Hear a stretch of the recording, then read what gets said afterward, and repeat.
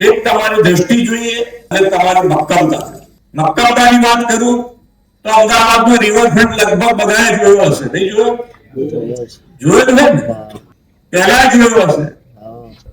અને પહેલા અમારામાંથી બધાએ જોયો હશે. પોલિટિકલ વિલ ની વાત કરું છું. પોલિટિકલ વિલ કે ભાઈ અહીંયા આગળ સીએમ થયા પછી પોલિટિકલ વિલ હોય તો અમુક વસ્તુ થઈ શકે. એની અંદર એ રિવરફ્રન્ટમાં લગભગ 8 થી 10,000 જેટલા ઝૂંપડા હશે ત્યાં. તો એ લોકોને શિફ્ટ કરો તો એ રિવરફ્રન્ટ બને. તો એ લોકોને પાક્કા મકાનો આપી અને ત્યાંથી શિફ્ટ કરી અને આજે આ રિવરફ્રન્ટ ઉભો છે. એટલે ડેવલપમેન્ટ માટે કોઈને કચડ્યા નથી.